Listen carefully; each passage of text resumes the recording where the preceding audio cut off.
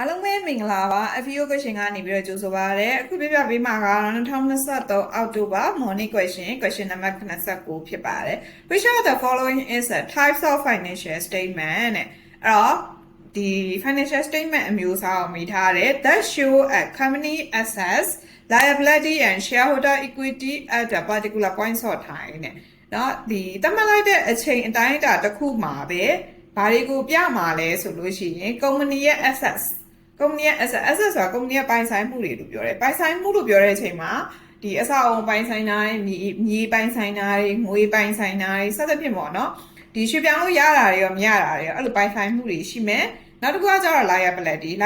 ဆိုတာကုမ္ပဏီကနေပြီးတော့ပေးရန်ရှိထားတာဥပမာတခြားကုမ္ပဏီကနေပြီးတော့မှဟုတ်လားကုန်ကျန်းတွေကိုယူထားတဲ့ဟိုကုန်ကျန်းမှုပေးရမှာတော့ဒါမှမဟုတ်လုံးတစ်ခုခုကုမ္ပဏီကိုစပြီးတော့တည်ထောင်တဲ့အချိန်မှာမာတီငွေ capital အနေနဲ့သုံးဖို့အတွက်ကိုတခြားကနေပြီးတော့လုံးနေချီးထားတာတော့အဲ့လိုမျိုး liability ကုမ္ပဏီကနေပြီးတော့ပေးဖို့ရန်ကြံရှိနေတဲ့ပေးရန်ရှိနေတဲ့အကျွေးတင်ထားတဲ့အဲ့လိုမျိုးဟာတွေရှိမယ်ပြီးရခါကျရင် shareholder equity ဆိုတာကကြတော့ share ရှင်တွေရဲ့နော် share တွေပေါ့နော် share တန်မိုးတွေစသဖြင့်အဲ့လိုမျိုးဟာတွေကို show ပြတဲ့ financial statement အမျိုးအစားကအောက်မှာပေးထားတဲ့တွေက ABCD တွေထဲမှာဘယ်မျိုးစားဖြစ်မလဲဆိုတာကိုပေးထားပါတယ်အဲ့တော့ပထမဆုံးနံပါတ် A ကကြတော့ balance sheet တဲ့ balance sheet ဆိုတာကကြတော့ဒီကုမ္ပဏီရဲ့ငွေကြေးပိုင်းဆိုင်ရာအခြေအနေနဲ့ပတ်သက်တဲ့ဥစ္စာတွေကိုဖော်ပြတာငွေကြေးပိုင်းဆိုင်ရာအခြေအနေလို့ပြောတဲ့အတွက်ကြောင့်လို့သူဒီဝင်ငွေလည်းဖြစ်နိုင်တယ်ထွက်ငွေလည်းဖြစ်နိုင်တယ်စသဖြင့်ပေါ့နော်ဒီလိုမျိုးဒီပိုင်ဆိုင်မှုတွေဒါမှမဟုတ်လို့ချင်းပေးရန်ကြံထားတဲ့အဲ့ဒီဥစ္စာတွေကိုအချိန်တိုင်းအတာတစ်ခုမှာပဲ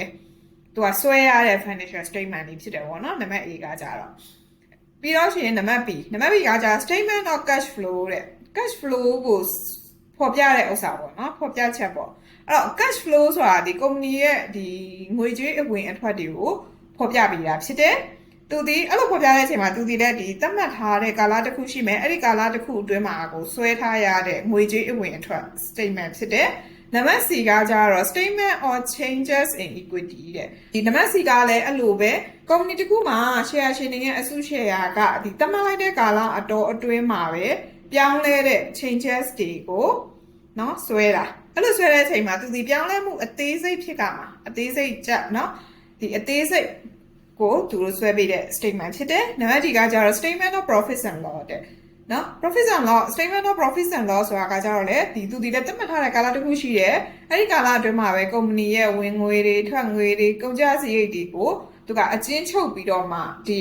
စာမှာပါတဲ့ profits and loss လို့ပဲသူဒီလည်းအရှုံးအမြတ်ဖော်ပြထားတဲ့ financial statement ဖြစ်တယ်အရှုံးနာရဲ့မြတ်တာရဲ့ဝင်ငွေတွေထွက်ငွေတွေဒါတွေပဲဖော်ပြမှာအဲ့တော့ကြောင့်မလို့မိကိုမှမိထားတဲ့ကုမ္ပဏီရဲ့ assets တွေ liability shareholder equity တွေဆိုတာကကျတော့ profit and loss မှာမပါဘူးအဲ့တော့ကြောင့်နံပါတ် D ကမဖြစ်နိုင်ဘူးအဲ့တော့ဒီနံပါတ် C ကကျတော့သူက equity ရဲ့ changes ကိုပဲဖော်ပြမှာလို့ပြောတဲ့အတွက်ကြောင့်မလို့ shareholder equity နဲ့ပတ်သက်တဲ့ဥစ္စာကိုအသေးစိတ်ဖြစ်သွားတာဖြစ်တယ်အဲ့တော့ assets တွေ liability တွေပါမှာမဟုတ်ဘူးအဲ့တော့နံပါတ် C ကလည်းမဟုတ်ဘူးပြီးရင် statement of cash flow ဆိုတော့ cash only ပဲတော့ငွေနဲ့ပတ်သက်တဲ့အငွေအထွက်စည်းတွေပဲဖော်ပြမှာဖြစ်တဲ့အတွက်ကြောင့်မို့ A B ကလည်းမဟုတ်ဘူးအဲ့တော့ကြောင့်မလို့နံပါတ် A balance sheet ပဲကျန်တော့တယ်အဲ့တော့စနတော်ကရှင်းပြသွားသလိုပဲ balance sheet ဆိုတာကကြတော့ company ရဲ့ဒီငွေကြေးပိုင်းဆိုင်ရာအခြေအနေနဲ့ပတ်သက်တဲ့ဥစ္စာကိုဖော်ပြတယ်အဲ့လိုငွေကြေးပိုင်းဆိုင်ရာလို့ပြောတဲ့အချိန်မှာ company ကနေပြီးတော့ပိုင်ဆိုင်တာတွေရှိတယ် company ကနေပြီးတော့ပေးရမယ့်ဟာတွေရှိတယ်အဲ့ဒါအပြင်ကိုမှဒီ share ရှင်တွေရဲ့သူတို့ share ပိုင်ဆိုင်မှုတွေကိုစသဖြင့်အချိန်အတိုင်းအတာတစ်ခုမှာတတ်မှတ်ပြီးတော့မှဒီကုမ္ပဏီရဲ့ငွေကြေးပိုင်းဆိုင်ရာအခြေအနေတွေကိုဆွဲရတာဖြစ်တယ်။အဲ့တော့ကြောင့်မလို့နံပါတ်89အတွက်အဖြေမှန်လေးကတော့နံပါတ် A balance sheet လေးဖြစ်ပါတယ်